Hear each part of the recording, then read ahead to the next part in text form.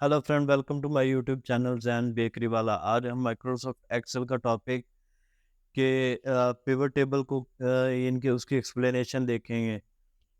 Last time हमने जितना काम किया उससे नेक्स्ट हम उसकी एक्सप्लेनेशन करेंगे। सबसे पहले मैं आपको बताता हूँ पिवट टेबल कैसे क्रिएट करना है। पिवट टेबल इंसर्ट टैब में जाके यहाँ पे पिवट टेबल पे क्लिक करना और यहाँ पे ऑटोमेटिकली इसने डाटा पिक किया और उसके बाद आपने यानी कि यहाँ पे लोकेशन देनी है कि इसी वर्कशीट पे आपने यानी कि डेटा लेके आना है। यहाँ पे हम इसे दे देते हैं लोकेशन एंड देन ये देखें जी, ये हमारा पिवट टेबल इसने क्रिएट कर दिया। अब हम इसके पिवट टेबल की देखते हैं जी, फंक्शनैलिटी देखते हैं। पिवट टेबल जब भी क्रिएट होगा तो उसके अंदर काफ़ी सारे फील्ड होंगे। लाइक यहाँ पे ये देखें जी, अब देखें, अब इसे थोड़ा सा ये देखें जी, हमारे पास ये आगे फील्ड्स। अब इसमें यानी कि काफ़ी सारे फील्ड्स हैं। जब भी हम कोई भी फील्ड यानी कि सिलेक्ट करेंगे तो ये देखें जी हमारे उसके अगेंस्ट ये देखें जी, सबसे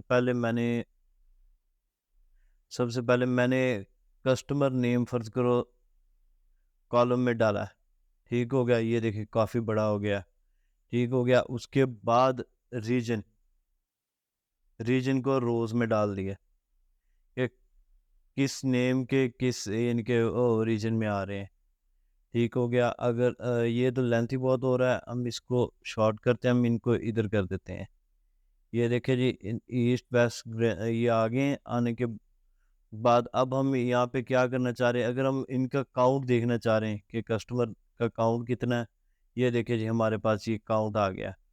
ये देखिए बैकएंड पे चार्ट के अलावा हमारे पास अभी ग्राफ नहीं क्रिएट हुआ है। ग्राफ के अलावा हमारे पास ये डेटा तैयार हो रहा है। ये देखिए ना, पिवट टेबल में हमारे पास एक और टेबल तैयार हो रहा है। ये देखें, ये हमारे पास बता रहा है कि ईस्ट ईस्ट में ये जो नेम है, अ, ये एक एक और काम ख़राब हो गया। यहाँ पे मैं आपको एक और चीज़ बताता हूँ। ये कस्टमर नेम का हमने काउंट देखना, ये देखें जी, ये आ गया। अब हमारे पास सही है। ईस्ट में जो ये वाला नेम है ये 30 टाइम आया और यानी कि ना सेंट्रल में 30 टाइम आया, ईस्ट में 43 टाइम है और नॉर्थ साउथ में 22 है। अगर हम फ़र्ज़ करो किसी की भी एक्सप्लेनेशन चाहते हैं कि यार ये क्या कि बाकी में ठीक है, तो ये जो हमारी शीट है इसके पहले एक शीट क्रिएट हो जाएगी। ये देखें जी हमारे पास, ये हम इसे क्लिक करेंगे, ये देखें जी हमारे पास ये शीट क्रिएट होगी इसमें, यानी कि उसने डेटा दे दिया। ठीक हो गया। और उसके अलावा अगर हम चाहते हैं कि यार यहाँ पे यानी कि इसका काउंट शो ना करे। ठीक हो गया, हम यहाँ पे इसकी यानी कि ना सेल्स शो कराना चाह रहे हैं।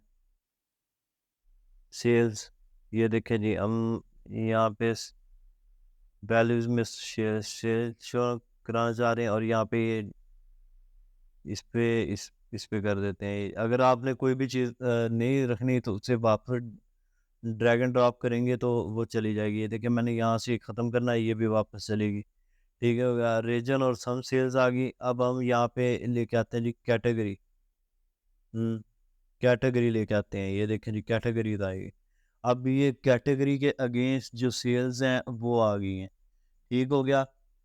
अब इसके हम जब भी हम ये देखें नीचे यानी कि क्लिक किया तो ऊपर से टैब यानी कि शॉर्ट हो गए हैं। जब हम इस डाटा पे क्लिक करेंगे ये भी आ जाएगा और उसके ये भी आ जाएंगे, डिज़ाइन आ जाएंगे। ठीक हो गया।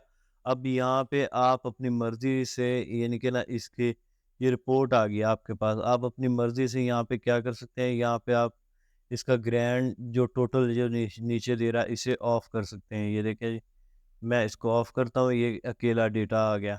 ठीक हो गया। अगर इसमें ऑन करता हूँ और यानी कि यहाँ पे ऑन करता हूँ रोज़ एंड कॉलम, ये ऑन हो गया। ठीक हो गया। और उसके बाद हम यहाँ पे हेडर रो एंड हेडर भी आ रहे हैं। ये देखें जी, ये कॉलम हेडर, ये देखें कॉलम, ये कॉलम हेडर ये वाला। ठीक हो गया। और बैंडेड रोज़ शो करवानी है तो ये ऐसे हो जाएगा, बैंडेड कॉलम कराने हैं तो ये कॉलम हो जाएंगे। ठीक हो गया। और यहाँ पे सब टोटल इसका अगर आप डिज़ाइन यहाँ पे चेंज करना चाह रहे हैं, ये देखें मैंने अपने यानी कि ये देखें ये डिज़ाइन आपके अपनी मर्ज़ी से आ रहा है, ठीक हो गया। अगर आपने फ़र्ज़ करो यहाँ पे प्रॉफ़िट प्रॉफ़िट रेशियो देखनी है, प्रो यानी कि आप ये तो एक समराइज़ जो नॉर्मल चार्ट होता है उसके अंदर डिटेल नहीं होती। उसके अंदर डिटेल होती है जो यानी कि ना पिवट चार्ट होता है उसके अंदर यानी कि समराइज़ होता है, यानी कि समरी होती है हर चीज़ की, ठीक हो गया। और यहाँ पे आप अपना मदद से यानी कि ना चार्ट भी कोई भी इसी का क्रिएट कर सकते हैं। ये देखें ना यहाँ पे डेटा मैंने लिया, यहाँ पे लेके यहाँ पे ये देखें मैं अभी इसी का यानी कि ना कोई भी चार्ट आप यहाँ पे ग्राफ्स बना सकते हैं। ये देखें मैंने यहाँ पे बनाया, ठीक हो गया। यानी कि आप जो आपके पास करंट डेटा होगा आप उसके रिस्पेक्टिव से आप अपनी यानी कि वैल्यूज़ यानी कि इनपुट यानी कि जो डेटा इनपुट है उससे आउटपुट आपने निकालनी है। ये जो हमारा मेन टारगेट है इसके अंदर, ठीक हो गया। अगर ये आज का हमारा टॉपिक इतना ही है।